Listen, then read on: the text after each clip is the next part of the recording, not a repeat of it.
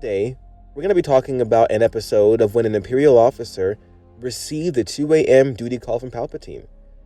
So, without wasting much of your time, let's get to the video. This is Lieutenant Greg. Like most young, ambitious humans following the formation of the Galactic Empire, Greg joined the Imperial Navy, eventually landing himself a modest position on an Imperial Star Destroyer as a data specialist. One day, his Star Destroyer was boarded by Darth Vader, who was searching for an assassin who had breached into the Imperial databanks and later broke into one of the Empire's prisons. While this was the official duty of business, Vader was tasked in undertaking the only thing on his mind was finding the surviving Jedi Knight who was believed to have been connected with this assassin. But Vader had to keep this on the down low, as he had already been reprimanded numerous times by Palpatine over his obsession in hunting Jedi. Committing his time and resources hunting them down had already defeated his enemy rather than acting as a proper enforcer for the Empire that was trying to establish itself across the galaxy, with the task of the surviving Jedi being placed on the Inquisitors and other Darksiders Palpatine had as servants. Hours went by as Vader waited within the communications room while all data specialists attempted to link and identify to the assassin that had breached the databanks. Then finally, Greg spoke up, mentioning he received a report of another data breach that contained the theft of after-action reports of Imperial vessels. Initially, the captain overseeing the operation dismissed Greg's findings as a waste of time, seeing no relation to them and the data breach into an Imperial prison halfway across the galaxy from these Imperial vessels. But then Vader stepped in, suggesting otherwise, either through the Force itself or just his gut telling him, or maybe Vader simply wanting a good excuse to leave the tedious data collection station. The Sith Lord informed the captain that what Greg found was good enough, and requested the lieutenant to come with him. This hunch of Vader's became correct, as Greg's discovery did ultimately lead them to finding the assassin's location, with the addition of the possibility of the Jedi Knight as well. Greatly pleased with this, Vader had Greg come down with him as the Sith Lord made his way toward the assassin's last known location. The assassin, whose name was Falco Saying, was captured almost immediately of the arrival of the Sith Lord, with Greg then being tasked with interrogating the man on everything he knew about the Jedi Knight that he was believed to have been hunting. Impressed with Greg's skills from earlier, Vader made the lieutenant his right-hand man and go-to guy in finding Jedi secretly behind Palpatine's back, to fuel the Sith Lord's need in killing them all. In other words, Greg became Vader's Jedi dealer. With this promotion and praise from Vader, Greg spent countless hours doing just that, going through numerous reports that could hint of the location of a surviving Jedi. As a result, he became one of the few Imperial officers Vader liked and gave attention to, with many of Greg's peers calling him Vader's pet out of envy. Another task the young lieutenant was given was training up the assassin, Falco Saying, that had been captured earlier. The Empire valued strength and intelligence, but only when it was used for its own means. So Vader had the Falco Saying trained to be later used in the Sith Lord's future Jedi hunting missions. Well, at first, Falco Saying was unruly in his new position of being trained to work for the Empire. He eventually came to respect Vader, after the Sith Lord impressed him with his skill in starship tech after he upgraded Falco Saying's personal ship for service. Greg and Falco Saying also started their relationship off on the rough foot for obvious reasons, but the two ultimately became friends, with Falco Saying even defending the nicknames as Vader's pets by standing up against other officers that mocked the two behind their backs. Now he had a whole secret team set up with Greg to find the Jedi, and Falco Saying being tasked on the ground of ensuring the Jedi would not escape once Vader came to hunt them. But secrets likely rarely remained hidden from Palpatine and his network of spies, who informed the Emperor of what Greg was doing. Seeking to punish Vader in a manipulative manner, Palpatine decided to bait his apprentice by giving him exactly what he wanted, a Jedi to fight. But with a catch. The Jedi knew that they were about to be attacked, having caught Palpatine's spy that originally informed them of their existence. As such, a trap was going to be set to any Sith Lord that was going to come after them.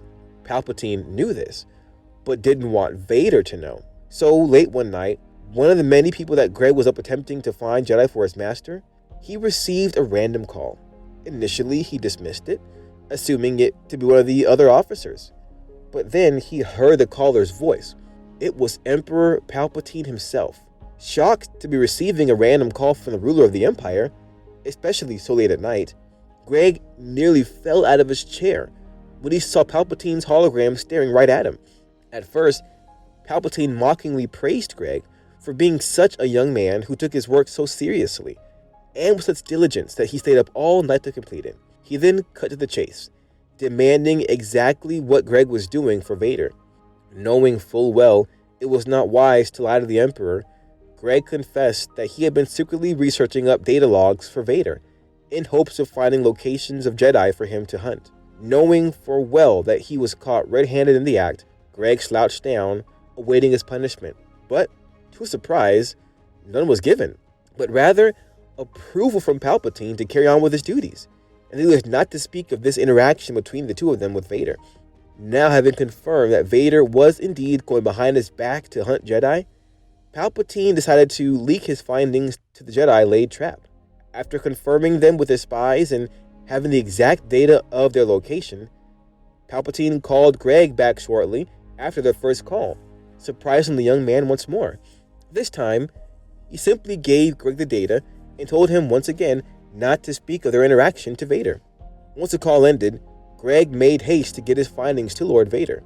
Speeding down the Coruscant airways, Greg stormed into Vader's primary residence on the city planet, sprinting down the city's buildings and hallways, and shouting Vader's name. Greg got to his master a bit too quickly, and when he ran into the Sith Lord's meditation chamber, the Dark Lord had yet to fully put his suit back on, with them making awkward eye contact as Greg witnessed what Vader looked like without his mask on. Also, this is one of the rare moments that Vader's face is shown as he looked like during the early Empire years, still looking like a young man in his 20s. Nonetheless, the lieutenant quickly told him that he had discovered a Jedi, with him looking away at Vader as he completed putting his suit back on and also his helmet. Beyond pleased with Greg having done this duty and locating a Jedi for him, Vader ignored his unprofessionalism in barging into the meditation chambers without permission and simply ordered him to get his shuttle ready for takeoff, for he was finally going to hunt a Jedi. Vader arrived at the planet of the upcoming battle where the Jedi was believed to be, and he got there on an entire Star Destroyer. The other officers quickly realized how suspicious the whole situation appeared, with it being obvious to them that the enemy had clearly had time to prepare for an incoming attack, and that the entire place was likely booby-trapped. With this now the case, the officers suggested to simply bomb the enemy location from orbit with a Star Destroyer. But Vader was too stubborn, wanting to kill the Jedi by his own hand. So a ground assault force was raided, with Greg being put in charge of the commanding staff, while Vader and his clone stormtroopers moved through the narrow bridges. The other officers were mocking him behind his back, simply astonished at how foolish the attack was without air support. And, as they predicted, the bridges exploded right when the bulk of the ground troops moved through them. With them starting to lose precious troops, one of the officers ordered for air support, but Vader shut it down, later telling Greg to shoot any of the officers if they attempted to interfere with his plans again. No one was going to get in his way in spilling the blood of Jedi with his own hands. As the advance continued, more and more traps were set off, killing countless clone stormtroopers and destroying numerous vehicles. Finally, when the Sith Lord arrived at the front gate, the gate opened up with a flood of fuel spilling through. Knowing full well what was about to happen, Vader jumped to high ground, watching his troops being drenched in the fuel from the distance. Then, the expected happened, with a flame being thrown from the gate's entrance, which ignited the fuel, exploding all the troopers that were within this area of effect. But, like the Jedi addict that he was, even that did not stop Vader, who, despite being on fire as the flames reached him, jumped from his position right towards the gate's entrance head first. He burst through, shouting to be faced with the Jedi he had come for. And the Jedi he had been looking for this entire time had finally revealed himself. Or so he thought. The duel between the two quickly began. His foe was far more powerful than initially anticipated, with the Jedi Master damaging the Sith Lord with powerful force attacks as he launched heavy machinery at the Dark Lord.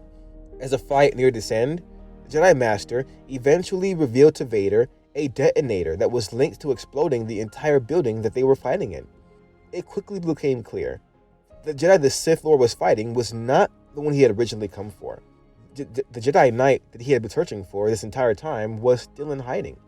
And the one he was fighting right now was just a random one that was protecting his main prey that he had spent so much time seeking.